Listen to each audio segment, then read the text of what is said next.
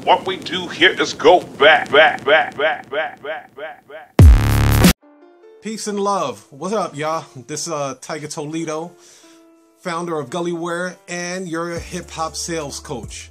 Just wanted to touch bases with you guys. A lot of you guys been asking me, yo, where are you from? And, want to know a little bit about my background. So in this episode, I'm going to share a little bit of that with you guys. So stay tuned.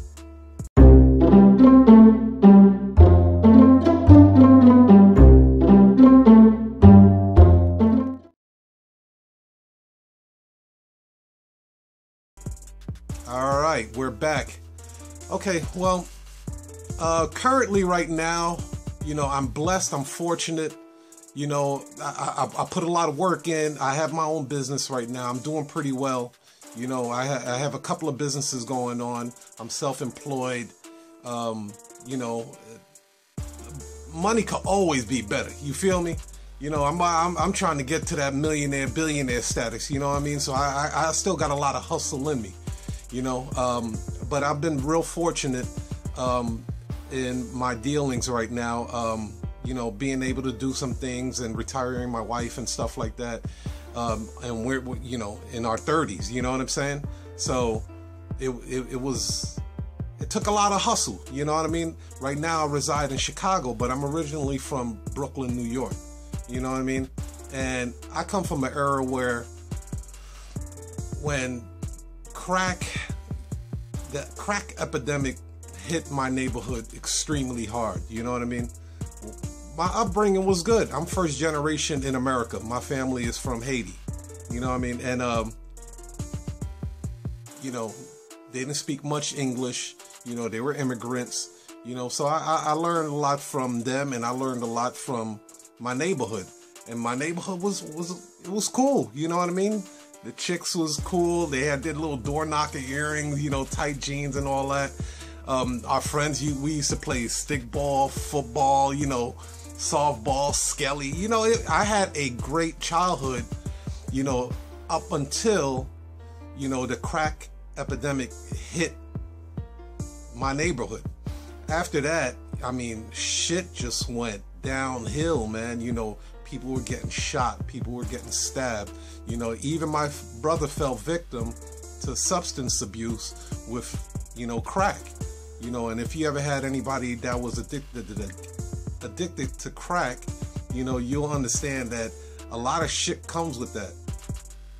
They steal, they lie, jail, all kind of, the most shadiest shit happens, you know what I mean? So my older brother, I couldn't rely on him, you know what I mean? I couldn't rely on my older brother to kind of pave the wave and show me and give me guidance and stuff, so what happened then, my mom fell sick. She had suffered from diabetes, and I was I was torn between, hey, what are you going to do? Are you going to continue to go to school? Or are you going to, drop out of school and take care of your mom? So I dropped out of high school, to take care of my mom, and that was the decision I made. I'm extremely happy that I made that decision, because my mom, if I couldn't live with myself, if I didn't do that, and I was there for her to her last days, she eventually passed away, I was like 17 years old, you know what I'm saying? So my mind wasn't right after that, it was like, I didn't know if I was going up or down. The most hurtful thing was that my brother was still, still doing crack, still doing shady dealings and stuff. But the most hurtful thing was that my pops did not want to take me in. Although I'm his son, his biological son, he didn't want to take me in because his wife felt the way about taking, his child in, it's a long story and shit, but it's fucked up when your own parent turns their back on you and shit and leaves you out there. So basically, I was in the streets, and it was difficult, man, because I didn't smoke, I didn't drink, but you know, I had friends, you know, and they were doing what they had to do to survive out there. So things got kind of rough, things got kind of crazy. DTs banging on the door, you know. Shit was getting really, really out of hand. So I reached out to an uncle of mine, man, and you know, my uncle lived in Chicago at the time. I barely knew him. I probably spoke to him like 2 times, man. And I reached out to him and I was like, hey, man, can I come out here and stay with you, man? Cause, you know, shit ain't going. I dropped out of school. I'm in the streets. You know, I need help. I didn't give a shit. I said, man, I need help.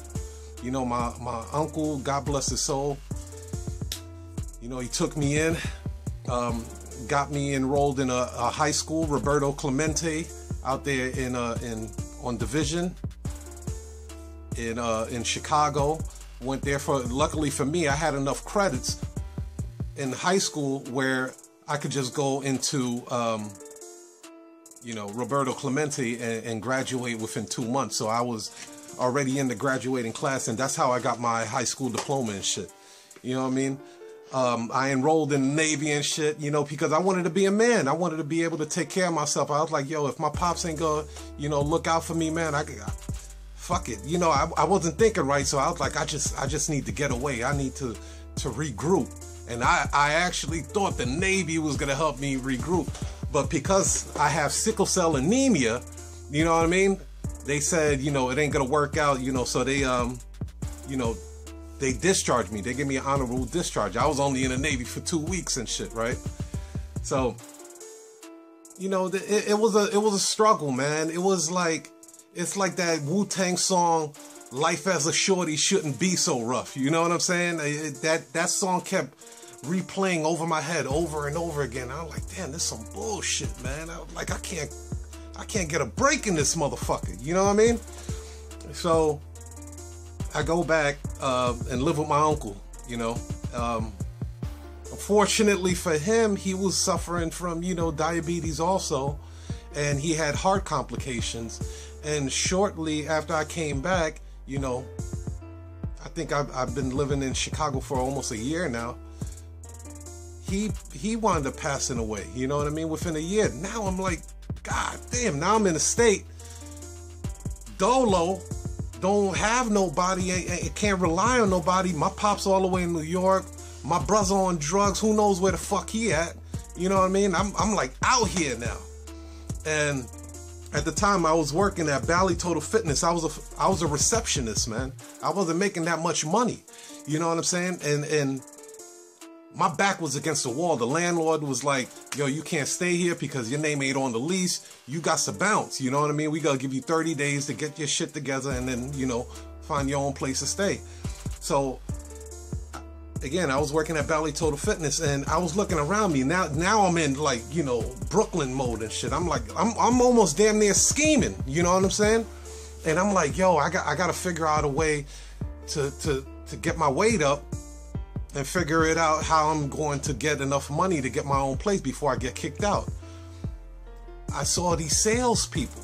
The salespeople at Bally Total Fitness, these guys had it popping, man. I mean, like, their confidence was up there. They had all the chicks. They had, you know, the money flowing. They were eating at the best places, the best restaurants. I mean, they were living the way I wanted to be living. I didn't want to struggle no more. You know what I'm saying? So I asked one of the salespeople, I was like, yo, can you coach me on, you know, like how to be a salespeople? I really, really want to get into sales, man. I need it. You know, I really need to get into sales because I'm out here right now, man. I'm working here as a receptionist, but I need to find a place to, you know, go. So long story short, I wound up hustling, you know, the money, borrowing from people at work and, you know, borrowing from other people and stuff. And